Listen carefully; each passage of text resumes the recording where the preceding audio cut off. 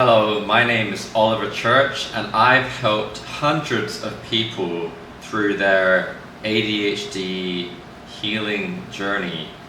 As someone that has gone through ADHD myself and successfully treated my symptoms, I'm here to treat your symptoms, and today I'm going to be talking about ADHD and emotional regulation, the procrastination, anxiety, perfectionism loop. And I know that sounds really complex, and this is a term that I've come up with that kind of explains how these negative traits or potentially negative traits can harm your symptom management or harm your productivity or quality of life as someone that is going through ADHD. So to start off with the video, let's discuss the goal. So the goal of this video is to help people through understanding the emotional cycle that drives procrastination, anxiety, and perfectionism, and offer tools to break out of it. And the first chapter I call the hidden emotional loop. What is the hidden emotional loop? Well, have you ever put something off for so long that it made you feel anxious, and then when you finally went to do it, you felt this huge sense of relief, but also swore that you'd never do it again? That is an example, but maybe you feel like when you finally accomplish the task that you can do it again, and it feels easy because you've got that dopamine hit.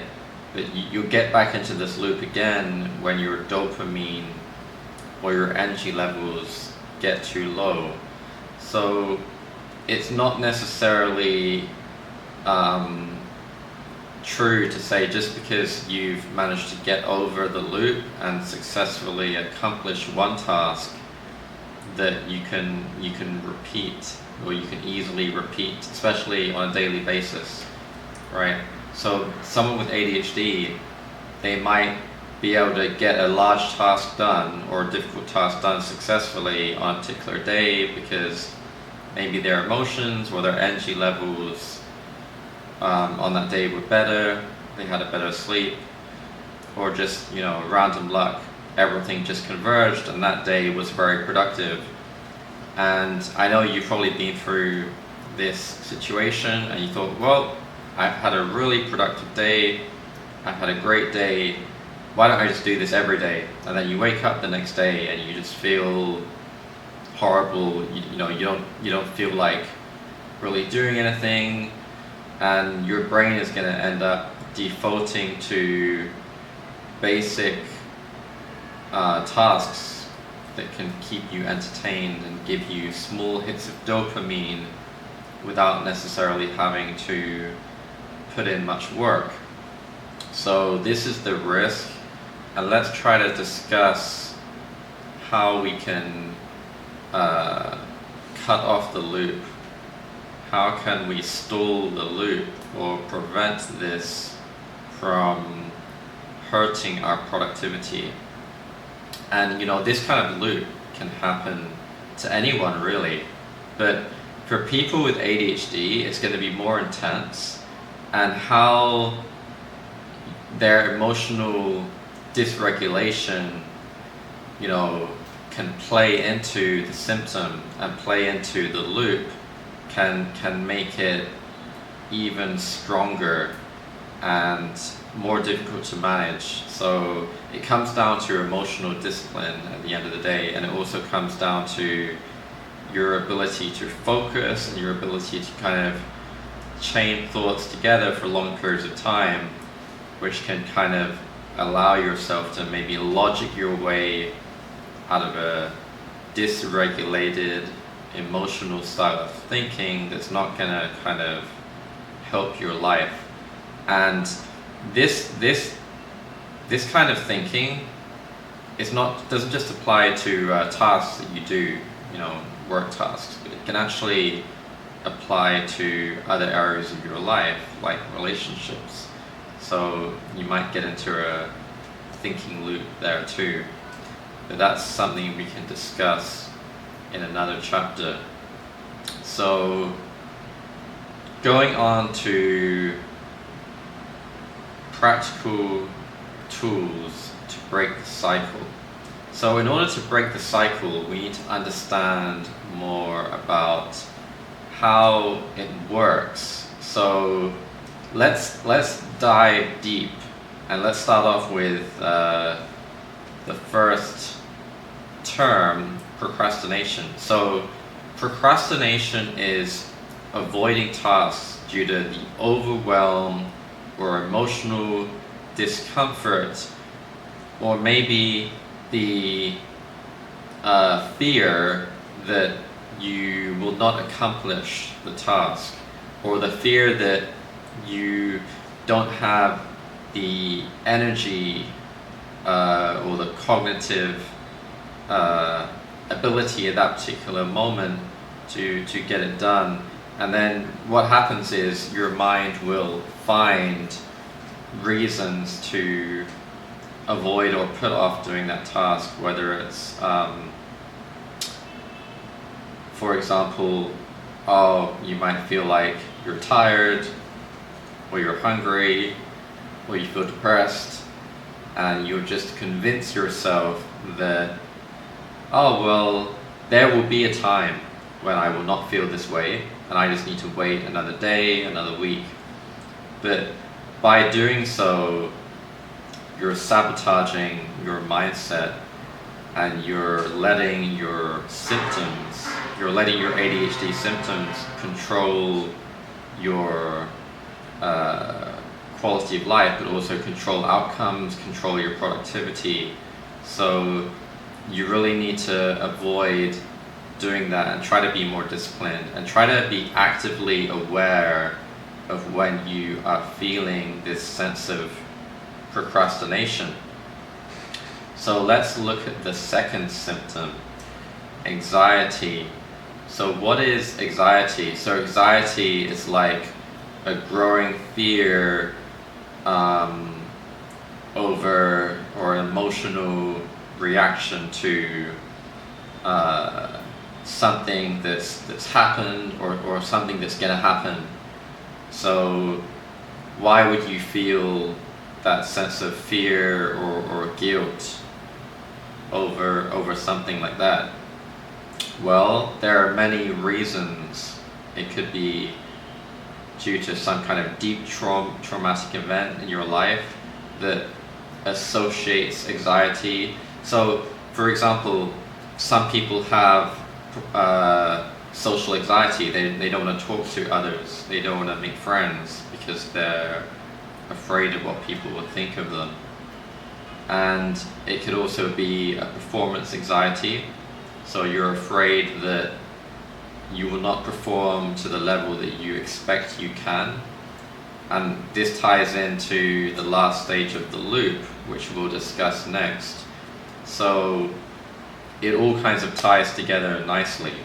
So the last stage is perfectionism, and that means believing things must be done just right, or to not do them at all.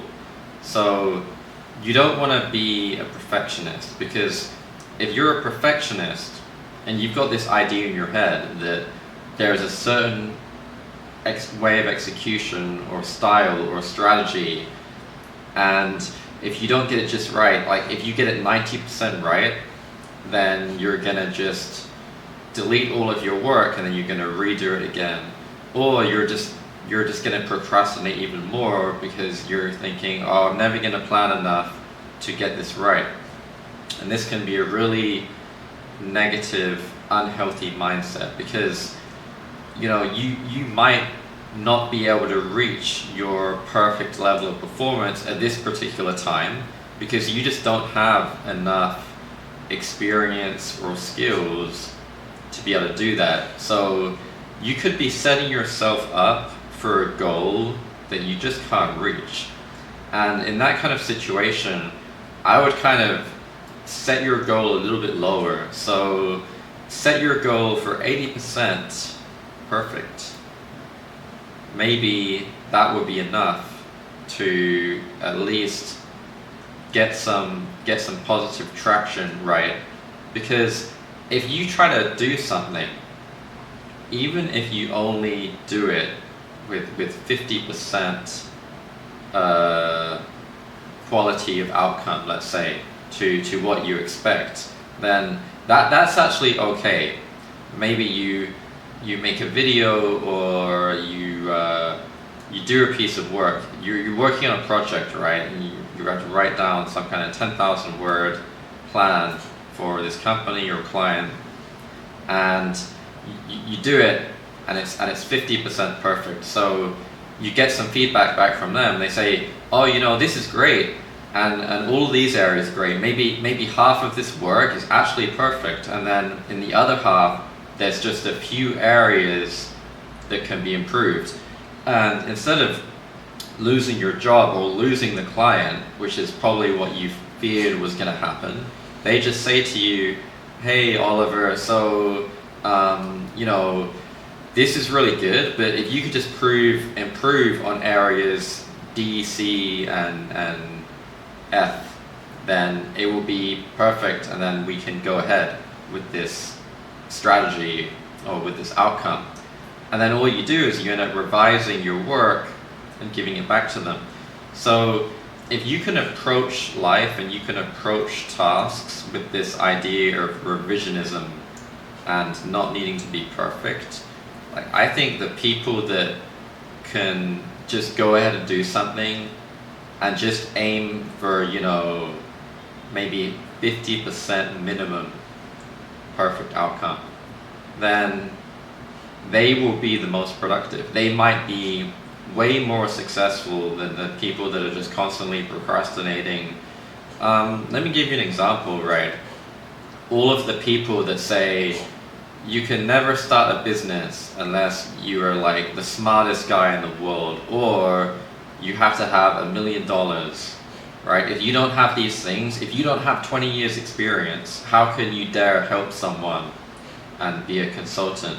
So there's all these negative beliefs that are completely false, and these negative belief systems are what set people back. So try to think for yourself, unless they're already very respected, and then you could take their opinion into consideration, but you should still try to form your own opinion and use a variety of sources plus your own experience to form it, and then try to break off any kind of negative feedback that's not constructive. Like if someone says to you, don't go ahead and try this idea that you have, just don't try anything, right? That's not a healthy feedback. If they said to you, well, it's a good idea, but I think you could look at it from another angle, and maybe with some improvements it will be a great idea. That's a lot better way to frame feedback. So if someone gives you constructive criticism, you can look at it in a positive way, but just be careful of people that are looking to put you down, because that's going to feed into your anxiety, it's going to feed into your perfectionism, and it's going to feed into your procrastination, that you feel like you're never going to do something that's going to be good enough. So that, goes back into the main topic of getting stuck in the procrastination, anxiety, and perfectionism loop. So you don't want to get stuck in that loop, and that's why we're trying to think of ways to reframe your mindset to not be in that loop. And really, the only way that you can not be in this loop is you kind of have to help yourself. So, people say like, I'll go to a psychologist and they're gonna cure you of your problem, right? Well, what really happens is they just say some prompts to you, they help you cure yourself. So they help you manage your symptoms better. Maybe you're not going to be completely cured, but you can actually do this by yourself. So I can give you some prompts, some ideas, and then you could go ahead and think through the emotional or cognitive lessons that you need to teach yourself, and then you could train your mind to think in a slightly more healthy way. So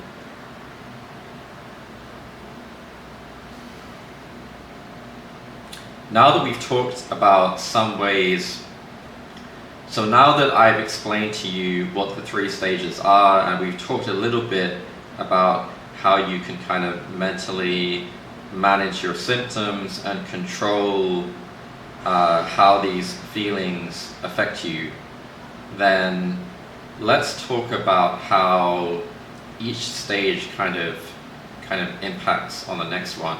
So, for example, procrastination can actually increase your anxiety, right? So they fuel each other.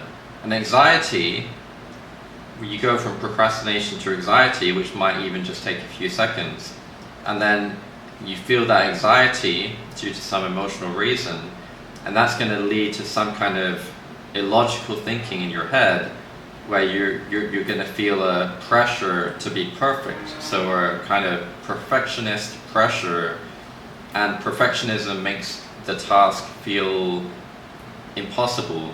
So then you're going to go back to stage 1, you're going to procrastinate again, because you're going to think, oh, well, this is so logical. Clearly, I'm not ready because it's not going to be perfect, right? But to be honest with you, a lot of successful people, they never try to be perfect. They always try to do something to the best of their ability. They'll try to be as productive as they can on a particular day. And then if they don't reach the goal, they're like, oh well, it doesn't matter. Let's try harder tomorrow. And this is a really positive mindset. If you're not doing something like flying a plane, where potentially if you make a few of the wrong mistakes, the plane might crash, right? But if you're not doing something that sensitive, there's no reason to have as much anxiety as you do. And obviously I was using a bit of a stupid comparison, because planes these days have so many safety features, and there's even a co-pilot. So you know what I mean though. If you're going up into space in a space rocket, you have to make adjustments, and then things probably have to be nearer to perfect than they would do if you were just sitting at your desk working, typing on a computer. Then your life is not on the line so much, right? If you're driving a very big truck and it's very heavy, you have to be careful to not accidentally hit a pedestrian or a motorbike driver. So in that situation, you probably do need to be closer to perfect, but your decision making is going to be very automated and very experience based. So when it comes to things that are more creative, when you're working on a project, then you do have that freedom of not needing to be perfect. And actually, I would even argue that you're better off trying to not even think about what it means to be perfect. Because the idea of trying to be perfect almost, to me, seems like the opposite of being creative. If you've got this idea of, oh, you have to think a certain way and there's a certain outcome, but you don't even know what that's going to be, right? Because you don't even know what perfect is yet. You're going to sabotage your brain's ability to come up with new ideas and then have a more varied level of input into the task that might produce a higher quality result than if you had these negative self-beliefs, which you don't want to have. So let's talk about why ADHD brains have this kind of loop, or can people with ADHD are more likely to suffer these kind of loops? Well, one of the reasons is something called executive dysfunction. So executive dysfunction is when it's hard to initiate tasks, right? So it's not laziness. It just means that it's harder to get things started because because the way of your thinking is not as logical, it's not as consistent. It's more affected by things like emotion, and maybe your ability to chain thoughts together is not quite as good as it could be. So what is executive dysfunction? So these are some aspects of executive dysfunction. It can be task initiation, when you struggle to start a task, or even if it's important or urgent, you feel a sense of procrastination and fear of starting.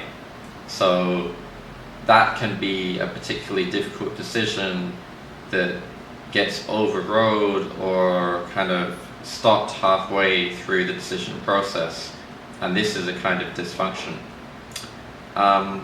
It can be related to a feeling of being paralyzed at the beginning.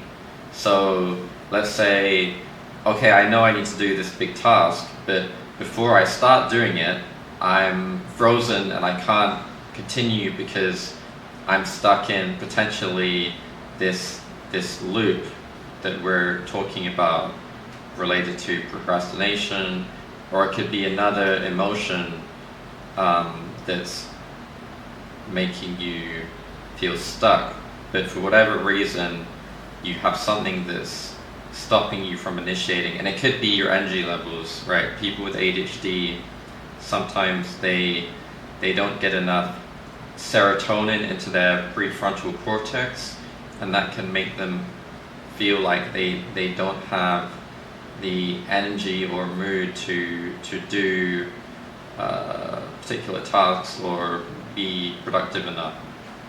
So another aspect is your working memory. So you might not be able to hold as much information in your mind.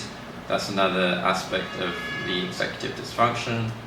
And it can also relate to planning. So you can just not be organized. You can be a very disorganized person if you have ADHD.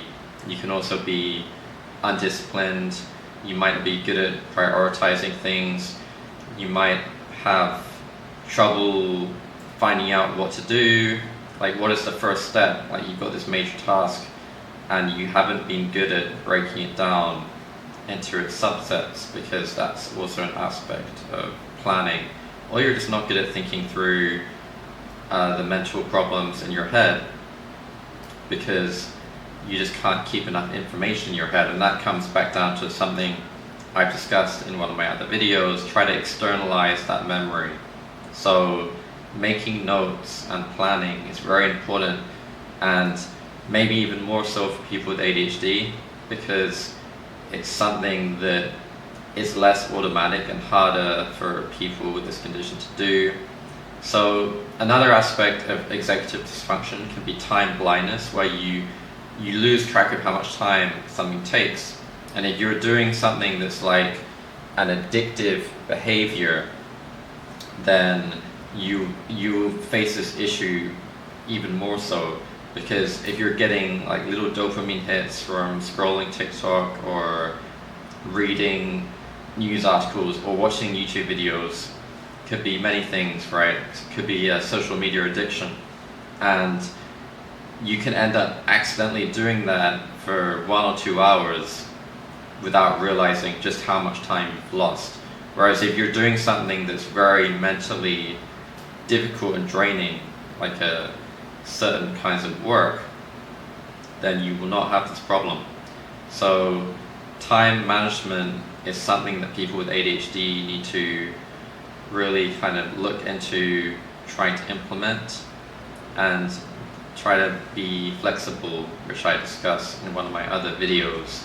So you don't want to end up running late or missing deadlines or reminders, and you need to really control your impulses so that you don't get stuck in a loop of just sticking to addictive recreational pursuits that are completely unproductive. So what other aspects are there? So there's reacting emotionally, there's shifting focus too quickly, there's interrupting people, right? There's emotional regulation, there's feeling overwhelmed, a difficulty of calming down when you get into an emotional state, and inability to stay focused on boring or repetitive tasks, or maybe sustaining your attention on a particular task. So in real life, what does executive dysfunction look like? Well, it's not knowing what you need to do, knowing what you need to do, but not being able to start because you're frozen, because you've got this anxiety, you feel overwhelmed, especially by a large task, but even could be something as small as washing up the dishes in the sink, right? You just don't feel like doing it for whatever reason. So if you're losing things, or if you're forgetting important dates, you're missing deadlines, these can all be examples. And you might have a rejection sensitivity, where you have a fear of failure, a fear of other people's judgment, and it feels like a risk to do a particular task or work hard on something in case you get judged negatively for it. So this is a kind of emotional dysregulation, and it's really your own emotions sabotaging you. So you need to really regulate your emotions. So the ability to manage and respond to these emotional experiences is what's going to help you be able to manage or prevent this kind of unproductive feedback loop in your brain from happening. It's unproductive thought process, I should say. So ADHD often means emotions hit harder and they linger longer than people that are emotionally normal, cognitively healthy people. So emotional dysregulation, it can actually turn a small task into an emotional minefield. So even a small task can trigger a cascade of emotions that start you off on this loop of procrastination. So procrastination seems innocent. Like, everyone knows anxiety is the really bad one. But if procrastination leads to anxiety, then it can also be something that you want to avoid. And a little bit of procrastination is okay, because that's your brain telling you, okay, this is something important, right?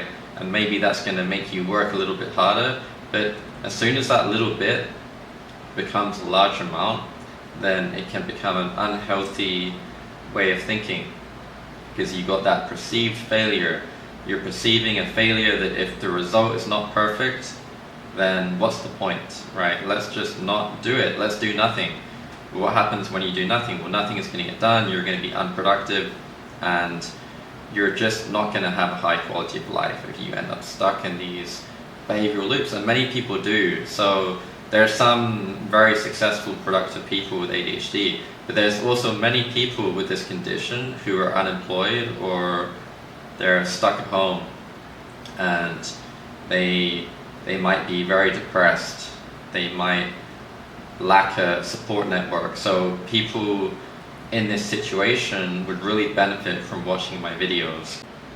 So I'm trying to highlight that these are subconscious thoughts, right? But they can drive your behavior very deeply. So you might not even be aware, like you might not be actively thinking these problems through, or you might be actively thinking in a positive way against your procrastination and against your mind's ability to sabotage itself.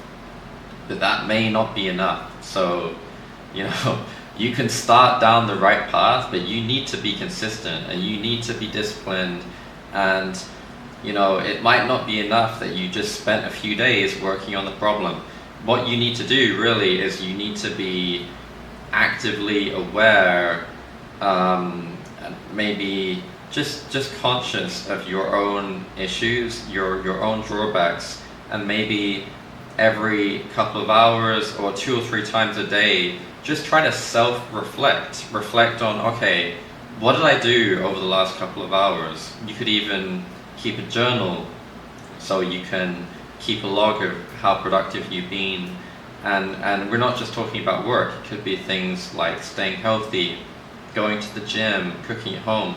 So how many people end up eating out in restaurants or just going on their phone and ordering food for delivery, and it usually ends up not being a healthy choice, because the harder choice would be having the foresight to plan properly and do meal prep, and then you don't need to necessarily cook all of your meals, right? I'm not saying that everyone should do this. I was just providing an example. But even if you want to have all your meals out or all your meals with delivery, it's your choice, and you could still do that and be very productive, because you might be a person that works so much on your job or your work or your business that you don't have time to cook, and that's fine. But these are different areas that people can get kind of caught up in these problems where they end up not being as productive. You know, maybe they have goals. Let's say you did have a goal that you want to be healthy, you want to eat healthy, you want to go to the gym, you want to exercise sometimes, and you want to do, let's say, 4 hours of productive work every day, or 10 hours if you're really hardworking. Well, if you're not meeting those goals, then that's something to think about. So for the final chapter of my video, let's discuss how we can break the loop. Here's some tools and tactics you could use. So number one, try to start small. So if you've got tasks that's going to take you 10 hours, just start working on it. You know, just commit to doing 5 minutes. Just tell yourself, okay, I don't need to mentally prepare myself to do 10 hours at once, because you know, you can always take breaks, but your mind's going to sabotage yourself to believe like you're going to have to do this in one sprint, and if it fails, you're going to die. Something ridiculous. That's the anxiety talking. But if you can commit to working on the task for 5 minutes and then just review your work, and then you'll know after that 5 minutes whether you're heading in the right direction, or maybe it's 10 minutes or 15. And if you're not, just take a break, maybe meditate, and then start again from zero. So people that are into this perfectionist thinking, they don't seem to understand the concept that you can have another try. You could try, some people have 2 tries, 3 tries, 10 tries. So the opposite of being a perfectionist is being willing to retry things. And I think one of the issues with ADHD is we're so afraid of boring and monotonous tasks that we kind of fear failure, because we know that if we fail at something, especially if it takes a long time, then we're going to have to do it again. And repeating something monotonous, something work-based, for someone with this condition, it can be painful. So you have to convince yourself that that's just not the case, and have self-belief. And going back to my other point, try to accept that maybe 50% perfect is okay. You don't have to be 100% perfect. So this can help you bypass the emotional startup cost related to that activity, and then try breaking it down into sections. You've got the Pomodoro technique, do 25 minutes and then have a 5-minute break. So you don't have to look at it as the mountain to climb. It's just break it into stages. You could try externalizing the pressure. If you have a friend to talk to, you could maybe get some feedback, and then it might not sound as scary when you get some validation from other people. Positive validation is better. Constructive validation, you don't want something that's going to make you have even worse symptoms. And this can help ease your rejection sensitivity. So what you need to do, and here's another point, is you need to reframe this negative perfectionism mindset. And think about it like this, right? Progress over perfectionism. So don't think about 100% the whole. Think about, okay, if I can get 5% done, that's going to be much better than failing to get 100% done because I didn't even start. So think of some real life examples of how people have had a messy success. So I can't think of any off the top of my head, but the guy that invented KFC, right? He's very successful, and he didn't actually start the company until he was very old. I think he was over the age of 50, and I'm sure before then he tried to do other things that didn't work out. So he tried 1, 2, 3, 4 different things, and then finally he found something that worked. So there's an example where you don't need to be perfect, because if he was a perfectionist, then why would he needed to have waited till that old age to gain success? Because the idea of perfectionism is if it takes more than one try, then you'll never be successful. But there's many examples out there of people that have turned their lives around or become a lot more productive for various reasons. Especially if you have a condition like ADHD, your ability to manage your symptoms and lead a healthy lifestyle is going to have a huge impact on your ability to be productive. So you really need to stop those negative mindsets. Think of it like a cognitive reappraisal, where you're changing the story that you tell yourself about what good enough looks like. So it doesn't need to be 100%, but maybe 50% is okay. And maybe if you don't succeed, you can try again. So you don't need to give yourself this fear of failure and this anxiety, and there's no logical reason, there's no logical benefit from having too much of this anxiety. So of course it's good to want to do things to the best of your ability, but you should look at it, things in terms of from a positive mindset. So you can try things more than once, right? You're not gonna die. You have the ability to make a second attempt. And going back to what I said earlier, other techniques to manage it. So Pomodoro technique, split things up. And apart from time management, one more time management technique actually is on your phone. You can set a timer, right? You can try to time the task, and then you might feel less anxiety knowing that you're managing how productive you are over a period of time. So what else? Post-it notes. So you could write notes, you could use a notebook, or you could just write little post-it notes on your desk or around the room. Maybe write some notes on a whiteboard. But if you can start externalizing your planning and your notes, you can defeat one of the drawbacks of ADHD, where you have like a very small short-term memory and you easily get distracted. Whereas if you have like a certain number of tasks or major tasks to do throughout the day, and you know that there's 10 aspects to this task, right? But you can't keep them all in your head. But if you write them all very carefully in your notebook, then have it next to your computer. So you can just have it there to remind you of what you need to do, so that you're not going to get distracted and then get into one of these negative feedback loops. And try to be mindful of your dopamine. So this is going on to another point. So people with ADHD, they don't get enough dopamine, and they end up feeling depressed.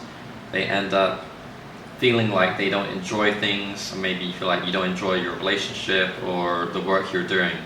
So the way to defeat that is to have more self-compassion and be kinder to yourself. So when you procrastinate, when you feel anxiety, when you feel this fear of failure, it can make you feel more depressed, and it can affect your mood and your dopamine. So if you stop having these feelings, have more compassion for yourself, tell yourself that you can fail, right? Tell yourself that you don't need to necessarily meet the expectations of the people around you, and tell yourself that you are your own best audience, you are your own best feedback. That's the kind of self-confidence. That's something that narcissistic people, for example, have in high supply. And even though too much of it can be a bad thing, sometimes people with ADHD, they don't have enough confidence and they don't have enough self-compassion. So some of us need to have more, and then that's going to help you get out of the loop too. So try to be kind to yourself, and that's going to avoid the procrastination shame loop that gets fueled by negative thoughts.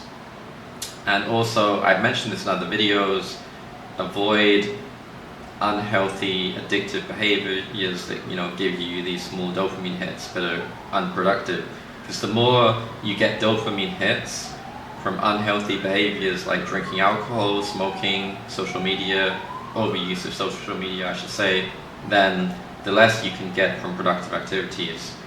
Try to reward yourself from your work. So if you accomplish some significant task, then give yourself an artificial reward, like maybe you're going to have a snack, listen to your favorite song, or go and play your favorite sport. So if you can give yourself planned dopamine hits that relate to doing something productive, it's almost like you can train your ADHD brain to be more healthy and more productive, and you'll get almost similar results to neuro healthy brains, I should say, because they don't need to have so many management techniques, for example. But if you use these techniques, you're going to get closer to a normal baseline that's going to take away the disability to some extent. So let me give you an example of a short story of someone that's going through this kind of process, or this kind of loop. So let's say you have a woman named Sarah. She's procrastinating about a work report, and she feels anxious, and she's going to avoid working on the report for days. She tells herself, oh, this report, it has to be perfect, and I'm not going to start, I'm not even going to write, I'm not going to type one word unless I know for sure that it's going to be perfect, because this report is going to change my life, like it's so important. So what ends up happening is she just puts it off to the last minute, and finally, when she doesn't have a choice, she ends up rushing through the task at the last minute, and then she feels very ashamed and ends up not being able to do as well as she could have done because she didn't end up writing a draft. So she ended up writing one draft, I should say, that became the final. She had no time to revise or add improvements because she thought that it had to be perfect from the first draft. And honestly, no one is perfect, right? If everyone was perfect, then competition wouldn't exist, because everyone would be at the same level. So the reason our whole society can function is because everyone is not at the same level. So stop trying to assume that you can be perfect, And in some way, if you assume that you can be perfect, it's a kind of narcissism in some way, but it's a very negative way of narcissism, because it's like a thought process that's more harmful than what a real narcissist would think, because they would think more positively about their own capabilities. So what about long-term strategies for managing these kind of symptoms? So I think I've already discussed this, but build emotional awareness. Try to actively give yourself feedback every now and again. Be introspective about your own thoughts and feelings, about your productivity. Maybe keep a journal, use mindfulness techniques, so meditating, or maybe write down how you're feeling in your journal. Try to name some of the emotions. Try to explain to yourself why you're feeling a certain way. You can also consider going to therapy or getting a coach, maybe even talking to me. I could also give you some consulting or advice. I've helped hundreds of people through these kinds of symptoms and issues, and I've also managed to successfully tackle my own ADHD and overcome it. So that's it for today's topic, and I think we've really tackled a lot here. So just to conclude, I just want to tell you, you're not lazy. You're probably stuck in this loop if you're watching this video, or you have been recently, which is why you might have found my video. So I want to reassure you, this is not a character flaw. It's a pattern that a lot of people go through. It's linked to your unconscious mind in some way, and if you're more aware of it, you can improve, and you can prevent yourself from being stuck in the loop. And think about, self-reflect, like which part of the loop do you feel like you're getting stuck in the most? Why don't you tell me in the comments, give me your opinion, or maybe share some of your own experiences getting stuck in the procrastination, anxiety, perfectionism loop. And please like and subscribe to my video. I really enjoy making this content, and I would love to see you in the next video. Thank you.